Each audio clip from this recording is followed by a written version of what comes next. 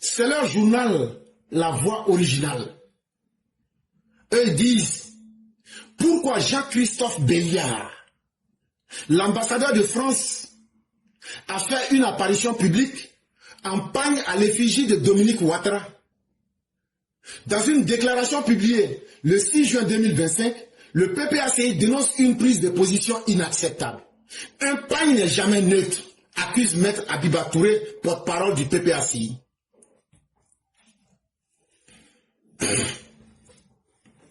Ils disent que l'ambassadeur de la France qui est actuellement en Côte d'Ivoire, il s'appelle Jean-Christophe Béliard, qu'il est sorti en public lors d'une cérémonie où il était l'invité, ou en tout cas un des invités. Il est sorti en public, il avait cousu un pagne. Le pagne là, il y avait une photo de maman Dominique Ouattara dessus. Donc dans leur journal qu'ils appellent La Voix originale, là, leur journal de la haine, là, leur avocate, soi-disant Abiba Touré, elle allait se plaindre dans le journal pour dire pourquoi le 6 juin 2025, l'ambassadeur de la France est sorti en public avec un habit qu'il a porté et puis il y avait une photo de Dominique Ouattara dessus. Ben moi je vais vous dire la vérité, on va aller tout droit. C'est parce qu'il n'y a pas de jolies personnes parmi vous comme elle. Elle est plus belle que vous toutes. Quand elle seule là, tu la mets là. Tu mets toutes les femmes du PPACI. Elle est plus jolie que vous. C'est à cause de ça. Jean-Christophe Béliard qui sait faire la différence entre le beau et le laid. C'est à cause de ça il a choisi ce qui est beau. Ça fait un. De deux, il a fait ça parce que lui-même en tant que personne humaine là, il a du goût. Or vous êtes des personnes sans goût. Regardez comment votre Laurent Gbagbo même s'habille. Il se fagote comme un zozo, comme un poitre, comme un gueule. Donc là, Jean-Christophe Béliard là, pour être ambassadeur là, on vous montre ce que c'est que le savoir-vivre. Il sait ce que c'est que le savoir-vivre. Et donc là, il sait les bonnes choses. Troisième chose que je vais vous dire, au lieu de vous plaindre là, est-ce que vous lui avez offert un habit de babo qu'il n'a pas porté? Est-ce que vous lui avez offert quelque chose qu'il n'a pas porté? Un ambassadeur n'est pas un militant. Et le savoir-vivre veut que, quand quelqu'un t'invite, le cadeau qu'il te donne là, tu dois lui faire plaisir en mettant ce cadeau en valeur. Et ça veut donc dire que Jean-Christophe Béliard n'est pas un homme sauvage comme vous.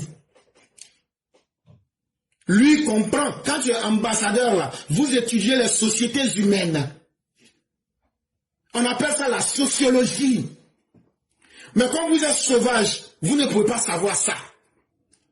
Quand tu vas dans un environnement, tu étudies et tu te mets dans la couleur locale. Comme nous les Noirs, nous ne nous respectons pas. Nous n'avons aucune dignité. C'est nous on copie sur tout le monde pour ressembler à tout le monde. Sinon, quand quelqu'un vient chez toi, la personne doit fonctionner en fonction de tes règles. Quand tu as invité quelqu'un, la personne doit respecter tes règles. Et le savoir-vivre veut que, quand tu viens chez quelqu'un, pour faire plaisir à la personne, tu fais plaisir à travers un cadeau.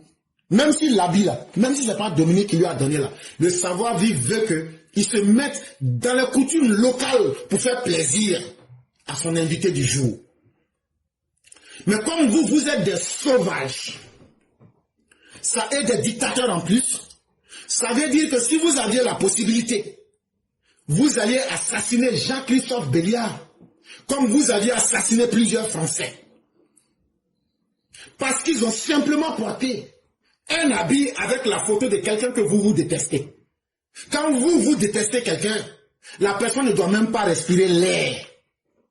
Et c'est ce que vous avez fait du 26 octobre 2000 jusqu'au 11 avril 2011. Et c'est ce qui vous a fait perdre le pouvoir. Combien de militants du RDR vous avez assassinés, vous avez brûlé parce qu'ils ont porté un tricot où il y avait la photo de Alassane Ouattara? Combien de personnes ont été massacrées parce qu'ils ont porté un tricot où on voyait RDR dessus? Ça s'appelle la sauvagerie la plus abjecte. gens même vont pour dire qu'un pain n'est jamais neutre.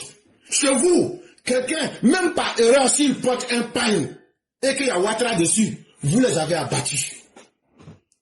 Mais comme vous n'êtes plus au pouvoir, comme vous n'êtes plus rien, mais comme vous êtes resté tenu à votre haine, vous pensez encore que vous allez dicter votre haine, même dans votre faiblesse. Vous vous trompez, chère bande de sauvages que vous êtes. Chère bande de meurtriers que vous êtes. Chère bande de criminels que vous êtes. Chère bande d'individus dépassés que vous êtes. Vous aujourd'hui, vous dites ce que vous voulez. Vous portez les tricots que vous voulez. Vous faites même des excès. Mais il n'y a rien qui vous arrive. Mais pour moi que porter un tricot, des gens ont perdu la vie. Et vous venez prendre ce comportement aujourd'hui pour accuser un diplomate. Et c'est ça qui doit faire comprendre aux Français que la haine de ces gens-là, que ce soit au PPAC ou au PDCI, ils sont restés intacts. C'est leur faiblesse là qui fait qu'on dit « Ah non, Blé Goudé a changé, vraiment a changé, j'ai vu le démon, j'ai vu Dieu, j'ai changé. » C'est vous qui dites et qui vous dédites. Mais nous qui avons subi vos vilainies, votre méchanceté là, moi je demande aux fils, aux filles et à toutes ces personnes, n'oubliez jamais le mal qui vous a été fait. Parce que le malfaiteur n'a pas changé. Parce que le malfaiteur ne changera jamais. Et pourquoi il ne va jamais changer? Parce que c'est cette violence-là qu'il veut utiliser pour vous réduire à zéro. Et là, c'est sur cette violence-là qu'il compte pour faire de vous des sous-hommes, pour vous dominer. Ils n'ont pas d'autre solution. Ils n'ont pas l'intelligence que vous avez. Ils n'ont pas la force de caractère que vous avez. Ils n'ont pas la foi en Dieu que vous avez. Mais ils ont une haine contre l'être humain que vous n'avez pas parce que vous ne connaissez pas. Et c'est avec ça qu'ils veulent vous détruire. Et donc ne vous trompez pas. Ils n'ont pas changé aujourd'hui. Ils n'ont pas changé hier. Et même dans 10 000 ans, ils ne changeront pas. La seule chose qui peut les faire changer, c'est de les faire disparaître. Et pour les faire disparaître, quand ils vont vous attaquer là, vous les neutralisez. Je crois que le message que je dis est très clair. En réalité, qu'est-ce qu'ils veulent? Ils pensent qu'ils peuvent nous tromper et on va rentrer dans leur jeu pour répéter les mêmes choses. Toujours mettre la population en danger et toujours venir faire des accords politiques et puis eux vont continuer jusqu'à ce qu'ils vont réussir leur coup. Mais voilà la réponse qu'on leur donne. Et moi, pour arriver à la conclusion qu'il fallait permettre au PPAC qui n'avait pas de représentant à l'Assemblée nationale d'être présent au sein de la commission électorale indépendante. Même sur l'amnistie, je peux tailler un secret de ce dialogue. Lorsque le problème a été posé par le PPAC, le principe de ne pas donc, permettre l'impunité a été soulevé. Parce qu'ils font des arrangements et ensuite conduisent le pays comme ça a été par le passé, donc dans des drames, et après se retrouvent pour avoir des petits arrangements entre eux. Non, ça c'est terminé. Les gens ne veulent plus qu'il y ait des arrangements dans leur dos. Nous devons être transparents. Ce sur quoi nous sommes d'accord, nous sommes d'accord. Et ce sur quoi nous ne sommes pas d'accord, nous ne sommes pas d'accord. Donc sur la question de l'amnistie, nous avons dit que cela relève de certaines institutions. Et je m'étonne d'ailleurs que si effectivement le gouvernement pouvait avoir l'initiative donc de la loi d'amnistie, parce que dans tous les cas c'est le Parlement qui doit voter, je m'étonne que le PDCI, le PPAC qui est le plus concerné, et ses alliés, le PDCI, n'aient jamais initié donc le projet de loi d'amnistie. Et je me pose la question de savoir s'ils veulent réellement initier Laurent Gbagbo ou bien c'est un combat de principe. Parce que si c'est vraiment, ils avaient à cœur de voir Laurent Gbagbo initier, mais vous pouvez initier, la loi vous permet d'initier, donc de proposer un projet donc, de loi qui serait débattu à l'Assemblée nationale. Herman Relance, ma relance, tout à l'heure vous parlez de différents points du dialogue politique, de la 5e étape de 2022. La question du découpage électoral avait été abordée et il y avait un processus à suivre. Est-ce que le gouvernement a suivi ce processus? Et même le maintien des échanges de ce dialogue-là avec une plateforme a été exigé dans ce dialogue politique-là, dans ces conclusions-là. Est-ce qu'aujourd'hui, depuis 2022 jusqu'à maintenant, ça a été respecté? La question du découpage électoral a fait l'objet de débats et de discussions. Monsieur Aboua, c'est un mauvais procès qu'il faut au président Alassane Ouattara. Quand vous prenez les élections municipales et régionales passées, qu'est-ce qu'ils disent? Ils ont été lamentablement battus aux élections municipales. Ils disent sinon qu'Alassane Ouattara aurait eu un découpage qui lui soit favorable. Mais vous savez que depuis que le président Ouattara est là, il n'a créé que 4 communes. Ateguako, Béliban, Ndoussi et puis Assini. Donc ce n'est pas les 4 communes créées par Alassane Ouattara qui entraînent un déséquilibre. Le Le nombre de communes créées dans le Nord l'a été par le PDCI en 95, en 96. Alassane Ouattara n'a pas modifié cela. Et le nombre de sièges législatifs. Mais j'arrive. Et donc, vouloir masquer son insuffisance, c'est tard sur le terrain. Derrière un prétendu découpage en faveur d'Alassane Ouattara, c'est faire preuve de mauvaise foi. Ils sont en recul net dans toutes nos régions. Et je vais vous donner tout à l'heure les résultats de Sandra. Les Ivoiriens adhèrent de plus en plus à la politique du président Ouattara. Mais il ferait mieux de se rendre compte de cette réalité et peut-être de se réinventer pour aller à la conquête donc des Ivoiriens. Voilà. Alors sur les élections législatives, je vais rappeler que depuis 1995, il y a eu des découpages. Rappelez-vous qu'à l'époque, nous étions à 175 députés. Et que lorsque Laurent Gbagbo est arrivé, nous sommes passés à 225 députés. Donc, nous avons eu une cinquantaine de députés créés en plus. Le président Ouattara, il y a eu une trentaine de députés créés en plus. Donc, Laurent Gbagbo a créé plus de députés que le président Alassane Ouattara. Même si avoir eu soumis un exercice, reprenez la cartographie des sièges créés. Sur les 50 postes de députés créés par Laurent Gbagbo, près de 39 sont dans des bastions qui lui sont favorables. Ils n'ont aucune leçon à nous donner. Ils lui étaient ou qui lui sont? Il lui était favorable à l'époque. Ils n'ont aucune leçon à nous donner. Il est le dernier qui nous donne une leçon. À l'époque, lorsque le PDCI crée les communes au nord, parce qu'effectivement, il y a beaucoup de communes, on va être transparent, qui ont été créées au nord. Mais le nord était le bastion du PDCI, ce n'était pas le bastion d'Alassane Ouattara. Ce n'est pas les politiques ivoiriens qui ont perdu cette région. Alassane Ouattara n'a créé qu'une seule commune au nord, c'est la commune de Péléba. Et ça, c'est une vérité historique. Et donc, quand on a ces arguments, vous voulez qu'on ait dialogué sur quoi encore? Quand on a ces statistiques et ces arguments, on va dialoguer sur quoi? Et puis monsieur, on parle de la présidentielle. Il ne s'agit pas de l'élection municipale ou législative. Pourquoi il veut parler de découpage électoral alors que pour la présidentielle, il n'y a pas de découpage électoral? Tous les citoyens, pourvu qu'ils soient électeurs sur l'ensemble du territoire national, sont à niveau d'égalité et vote. Ce sont des superfuges. Très Et bien. moi, je suis venu ici pour qu'on se dise la vérité. Ce sont des superfuges. Très bien. Je crois que le message est clair et tout le monde a bien entendu. Cette opposition n'a absolument rien à offrir aux Ivoiriens que la haine. Et le ministre Madou le dit, même la haine leur permet de perdre ce qu'ils auraient pu conquérir. Parce que ce que nous nous proposons là, c'est du concret. Comment améliorer les conditions de vie des gens? Comment rendre la vie possible et acceptable? Mes chers Ivoiriens, je le répète et je le redis, surtout, vous les gens du Nord, que les gens veulent utiliser pour faire holocauste, pour faire un génocide sur vous, là. Ne dormez pas sur vos lauriers. Soyez conscients de vous-même. Et encouragez et informez vos enfants que le droit d'un être humain, là, ça ne se négocie pas. Et quiconque veut s'attaquer pour vous manquer de respect, manquez-lui 2 ou 3 fois de respect pour imposer votre humanité. Et chacun doit se défendre. On se défend quand on est attaqué. Chacun doit se défendre avec les moyens qu'il a, sans hésiter. C'est très important. Parce qu'il est arrivé maintenant où c'est l'heure de se faire respecter, ou bien c'est l'heure de ne plus être quelque chose dans la société ivoirienne. Et il est temps que vous puissiez mettre fin à ce manque de respect et manque de dignité que les gens veulent vous donner. On va terminer. Cissé Bakongo, Tidjane Thiam veut faire un coup d'État. Cette déclaration fracassante de Cissé Bakongo, au meeting des femmes du RHDP de Koumassi, il a directement indexé Tidjane Thiam qu'il soupçonne de vouloir faire un coup d'État. Ça là, moi je vous ai dit il y a longtemps. Mais vous allez me dire comment tu as fait pour savoir. Je ne suis pas un génie. C'est simple, hein. Ces opposants ne valent rien. Ils ne sont même pas capables de vous parler de ce qu'ils ont fait dans le passé. Quelqu'un qui n'a pas pu faire quelque chose quand il était au pouvoir, est-ce que cette personne-là peut faire quelque chose quand il n'est pas au pouvoir? Quand elle n'est pas au pouvoir? Non. Qu'est-ce qu'ils peuvent faire pour l'avenir? Sachant qu'ils ne peuvent rien faire quand on leur donne le pouvoir ou qu'on ne leur donne pas le pouvoir. Quand ils avaient le pouvoir, ils n'ont rien fait. Quand ils n'ont pas le pouvoir, ils n'ont rien fait.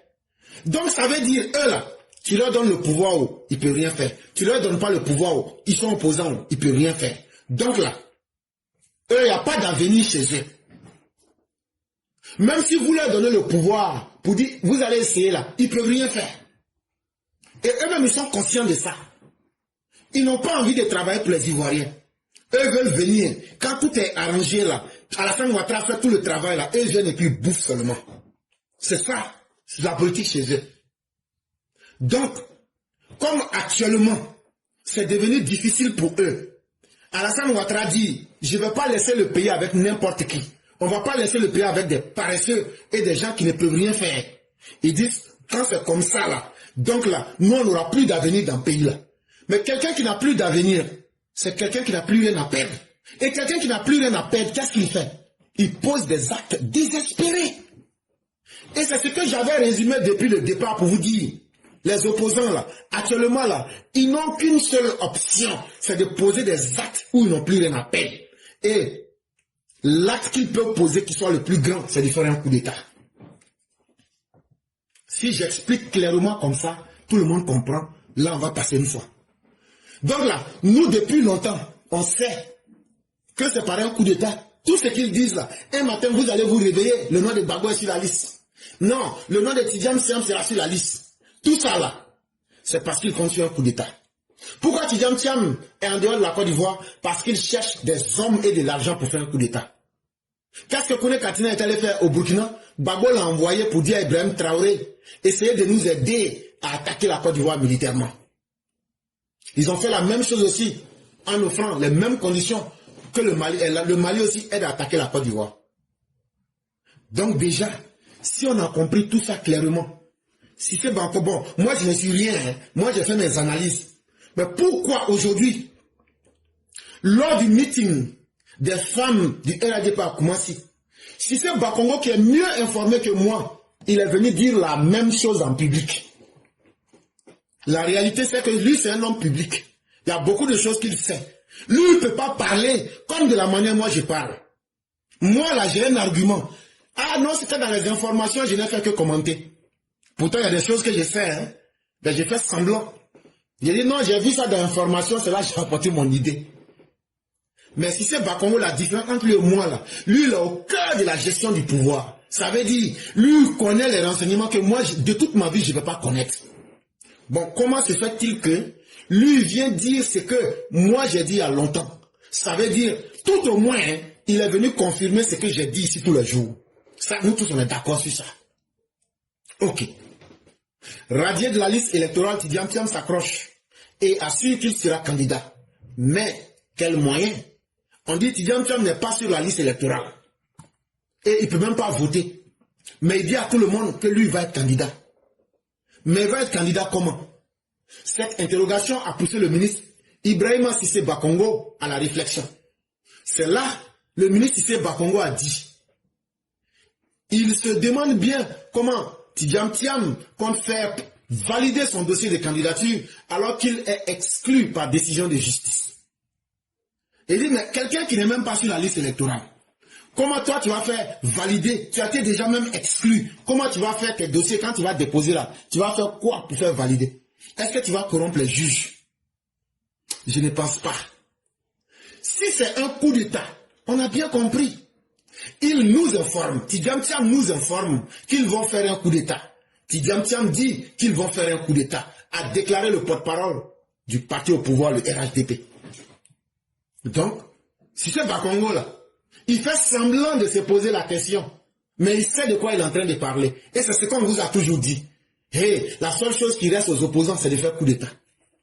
Si c'est Bakongo dit, on a bien compris que leur méthode, elles restent à Paris. Leur coup de fil, tout ce qu'ils font, les téléphones qui se font là, tout est écouté, toutes les preuves sont déjà réunies. On sait vos intentions. Il y a des écoutes actuellement que vous vous êtes faites. On a déjà récupéré tout et on sait ce que vous vous dites. De la manière vous pensez que vous êtes à l'extérieur du pays, tout ce que vous faites là, on sait. Vos écoutes, vos téléphones là, tout est écouté, tout est mis là. Si vous voulez, on peut balancer en public. Donc, si c'est pas qu'on nous dit, quand on a réuni toutes ces preuves-là, on a compris ce que vous voulez faire. Vous voulez nous informer que vous allez faire un coup d'État? Il n'y a pas de problème. Maintenant là, tout ce que les opposants vont vous dire là, demandez-leur C'est quand ils vont venir faire leur coup d'État. Et puis on va commencer à discuter sur ça. À tous les EPV du monde, ne discutez plus avec un opposant pour lui dire il faut parler de paix, de dialogue. Non, non, non. Demandez-leur simplement. C'est quand vous allez venir avec vos djihadistes, on va s'attaquer et vous allez faire votre coup d'État. Il faut que le débat soit très clair. On connaît vos intentions. Et nous là, si on a assis les bras croisés, bouche bée, et puis on ne va rien faire, on a attaché nos pieds avec nos mains là, vous allez voir s'il y a garçon en face ou pas. Donc, à partir d'aujourd'hui, 10 juin 2025, ne discutez plus avec un opposant sur la politique de la Côte d'Ivoire. Tant qu'on n'épuise pas la question, comment ils vont faire leur coup d'État, quand ils vont lancer leur expédition de coup d'État, et avec quelle stratégie ils vont enlever le parti au pouvoir. Parce que des gens qui n'ont même pas un programme de campagne, vous avez une fois vu quelqu'un faire un coup d'État avec un programme de campagne? Quand tu fais un coup d'État, tu n'as pas besoin de programme de campagne. Parmi les opposants, est-ce que vous voyez quelqu'un qui s'inquiète même pour faire un programme de campagne? Parce que leur premier programme de campagne, c'est le coup d'État. Comme c'est ça la vérité qu'ils veulent cacher, ils n'ont pas le courage de s'assumer là. Nous n'allons plus engager des débats sur nos plateformes EPV avec quelques opposants que ce soit, tant qu'on n'aura pas épuisé la question de leur coup d'État. Comment vous allez faire? Quels sont les moyens que vous allez engager? Quelles sont les stratégies? Et après votre coup d'État, qu'est-ce que vous allez offrir aux Ivoiriens? Quand on va épuiser ces questions-là, on va maintenant penser à l'avenir de la Côte d'Ivoire. Sinon, le régime du RHDP et le gouvernement du président Ouattara, eux sont déjà profondément engagés dans l'avenir. Et ils offrent déjà toutes les perspectives. Si vous ne pouvez pas proposer mieux que ça, donc là, on va revenir sur ce que vous pouvez proposer aux Ivoiriens. Et quand on va épuiser ça devant tout le monde, et que les Ivoiriens vont connaître vos intentions, que vous voulez venir éventrer le pays, mettre le pays à feu, à sang et à sac, on va demander aux Ivoiriens, qu'est-ce que vous-même vous voulez?